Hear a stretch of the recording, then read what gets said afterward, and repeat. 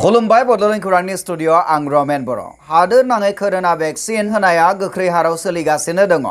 आसाम सोरखारा बावैसो फोसावनाय जादोंमोन दि साख्रिआवलाफोरा कोविड भेक्सिन लानायनि रिसिप्ट गथायनो हायाब्ला मांखोआरि दान बान्था मोननायनिफ्राय गोजानाव थानो नांगोन। बे खोथाखौ नोजोर होनानै गोबां साख्रिआवलाफोरानो कोविड भेक्सिन लानो फैनायखौ नुनो मोननाय जादों। कोरोनानि कोविड भेक्सिन लानायनि लाइननि जोंनि बरमा प्राइमारि माने पिएचसि जिल्लाया बाक्सा जिल्ला। नैबे नुथाया बाक्सा जिल्लानि सिङाव थानाय बरमा सावस्रि मिरुनि मोनसे नुथाय। कोविड भेक्सिननि लाग्राफोरनिफ्राय मिथिनो मोननाय जादों दि जायफोर रायजो राजाफोरा थांनाय मार्च दानाव भेक्सिन लादोंमोन बिथांमोना गोबाङानो गिबि फालिखौ लासेयावबो सोरखारनि डिजिटेल प्लेटफर्माव रेजिस्टार खालामजायाखैमोन। आसा दा रायजोफोरखौ मा बुंगोन कोविड भेक्सिननि बेलायाव मा बुंगोन? माने रायजोफोरखौ बेखौनो खावलायो बयबो माने फैनानै बे कोविड भेक्सिनखौनो ला, बेयावबो मोजां दं, जेबो प्रब्लेम गैया, बिदि आरो जेबो नङा, लाजायो बेयो मोजां। जाउनाव गोबां भेक्सिन लाग्राफोरानो बेनि बागै अजद होदोंमोन। जाहोना बेनोदि खायसे भेक्सिन लाग्राफोरनो दान बान्थानि थाखाय भेक्सिननि थुजानायनि फोरमान बिलाइ महरै नांगौ। दिनै आङो कभिक्सिन दसखौ लानो होनना फार्स्ट दस हिसाबै फैदो आरो माने 200सो दङआनो लाइनाव। लानाया मोजां ना लायैया मोजां? अब्ला नङा, बाथ्राया बिदि नङा, जोङो मास्कखौथ' गाननांगोन, थेवब्लाबो जों भेक्सिनखौ लायोब्ला जों मिथिनाय बायदिब्ला पुरा इनफेक्सना एसेबाबो कन्ट्रलाव फैगोन आरो बेखायनो बयबो लानाया मोजां आरो। निउज डेस्क रिपर्ट बड'लेण्ड खौरां। गसाइगाव जिल्ला UPPL कमिटि सिङाव गुबुन गुबुन दोलोनि 30 सोद्रोमाफोरा आखाइ गोरोबफैदों। गसाइगाव अक्ट' 26 जुन 2021। क'क्राझार जिल्लानि सिङाव थानाय गसाइगावनि UPPLनि गाहाय जिल्ला मावख'आव BPF आरो आमसुनि मावथिफोरा गासै 30निबो बांसिन UPPL राजखान्थि दोलोआव हाबफैदों होननानै मिथिनो मोननाय जादों। मख'नो गोनांदि बे हाबाफारियाव आसाम बिधान सभानि MLA लरेन्स इस्लारि बिथाङा नुजाथिफैयो आरो गांफा गांफा बिवान गामसाजों आखाइ हमनो फैनाय सोद्रोमाफोरखौ UPPL दोलोआव थिसननानै गालाङो।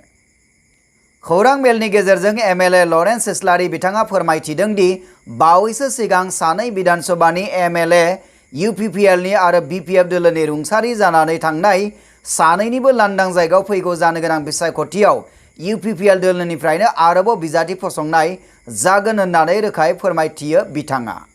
বিধানসভা যিটো সমষ্টি, এই বিধানসভা সমষ্টিটো আমাৰ UPPL দলৰ আছিলে, গতিকে NDA হিচাপে যোৱাবাৰ নিৰ্বাচনত আমি ইয়াত প্ৰতিদ্বন্দ্বিতা কৰিছিলোঁ। এইবাৰো NDAৰ ফালৰ পৰা UPPL দলৰ হৈ পেলাই ইয়াত প্ৰতিদ্বন্দ্বিতা কৰিব। ইয়াত তেনেধৰণৰ কোনো ইয়াত কোনো বেলেগ ইয়াত কোনো কথা নাই। গোসাইগাঁও সমষ্টি আৰু তামোলপুৰ যি দুটা সমষ্টি, এই দুটা সমষ্টিটো NDAৰ ফালৰ পৰা UPPLক দিয়া হৈছিলে। এইবেলি যি নিৰ্বাচন, এই নিৰ্বাচনটো আমাৰ UPPL দলৰ ফালৰ পৰাই ইয়াত পাৰ্টিটোক প্ৰদান কৰা হ'ব। क'क्राझारनिफ्राय फुंखा बसुमतारिनि रिपर्ट बड'लेण्ड खौरां। गुबुन मोनसे रादाब नोंथांमोननि थाखाय। रायजोनि कृषक मुक्ति संग्राम कमिटि एबा आसामनि दानि बिधान सभानि शिबसागर बियाबनि MLA अखिल गगैखौ बिजिरसालिनि बिथोन लेखा कटकटिया रैखाथि मावदांसाफोरनि थाथियाव गावनि न'आव फैनो होनायनि बुब्लियाव अखिल गगैखौ गावनि न'आव बिमाजों सोथोब फैनानै आबेगारि जानायखौ नुनो मोननाय जादों। बिथां गगैया बिजिरसालिनिफ्राय साननैनि थाखाय न'आव फैनायनि मोनसे बिथोन मोननाय जादों। बे बिथोन लेखा बिथाङा गावनि न'आव फैदों होननानै मिथिनो मोननाय जादों। और तार कारणे और मार कारणे मोर निजरो मनटो बेया হৈ গৈছে। खूब मैं माने दुखत आছিলো, बहुत दिन दुखत आছিলো। मोर किबा कथा कले कांदन ओलाइছিলে, मार कथा शुनिले, माक टीवीत देखिले मोर कांदन ओलाय, मोर लराटोर कथा कोनोबाई कले मोर चकु पानी ओलाय, এনেকুৱা পৰিস্থিতি হৈছিল। গতিকে মই আজি মাত্ৰ যেহেতু এটা দিন এই ঘৰখনত পাইছো, তাৰ লগত মই এক সেকেন্ডো বেলেগকে আৰু কতো ওলাব খোজা নাই।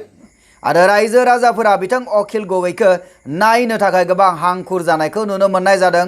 गोबां रायजो राजाफोरानो बिथांनि न'आव साग्लोबफैनायखौ नुनो मोननाय जादों।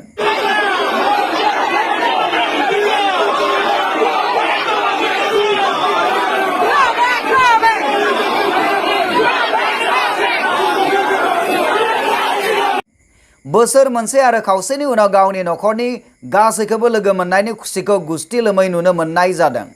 एक सेकेन्डৰ কাৰণে সময় লছ কৰিব খোজা নাই। যিমান সময়লৈকে সি সাৰ পাই থাকিব সিমান সময়লৈকে তাৰ লগত কথা পাতিম আৰু তাৰপিছত তাৰ লগতে শুই থাকিম আৰু এইটোৱে দেই।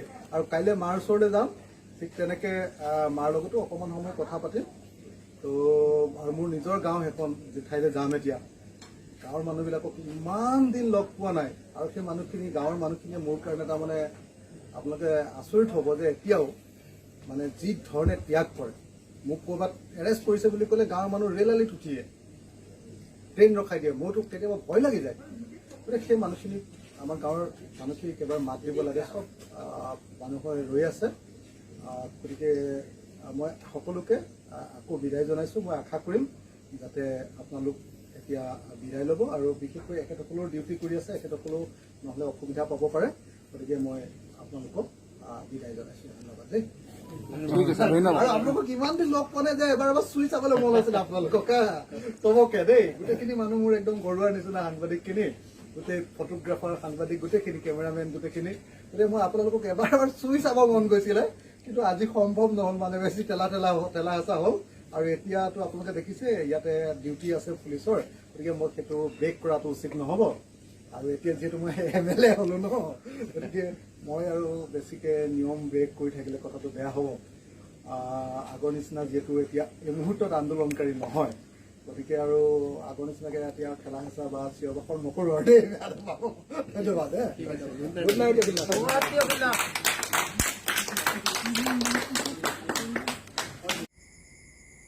निउज डेस्क रिपोर्ट बडोलेण्ड खौरां।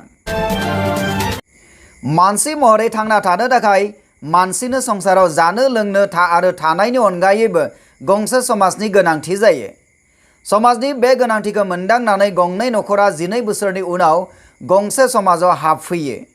बे जाथाया जानो मोनदों बाक्सा जिल्लानि सिङाव थानाय दाउधरा गामियाव। निउज डेस्क रिपोर्ट बडोलेण्ड खौरां।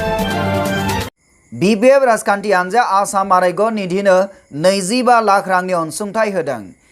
BPF राजखान्थि हान्जानि दैदेनगिरि हाग्रामा महिलारि लोगोसे MLA आरो EM गासैबो जयै गुवाहाटीआव आसामनि गिबि मन्त्रि डक्टर हिमन्त बिश्व शर्माखौ लोगो हमनानै 25 लाख रां अनसुंथाइ महरै होयो मुलुगनां कभिड गोहोमजों दावहा नांनो थाखाय। निउज डेस्क रिपोर्ट बडोलेण्ड खौरां।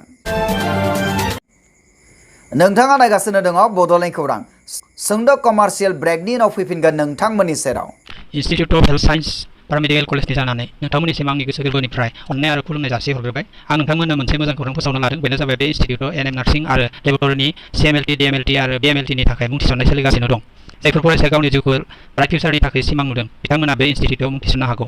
मानोथो गोबाव खालामबावगौ? फैदो दिनैनो दानो 8822156773 आरो 9435781237 आव कल खालामदो एबा आबुं खौरांनि थाखाय बै फैसालियाव नुजानाय www.iohs.in.net आव थाबैनो भिजिट खालामदो। एसेनोसै, गोजोन्थों। दानिया फैफिनदो बडोलेण्ड खौराङाव। दानिया सम सफैबाय बडोलेण्ड खौरांनि गासैबो नायगिरि नोंथांमोननिफ्राय बिदाय लानायनि।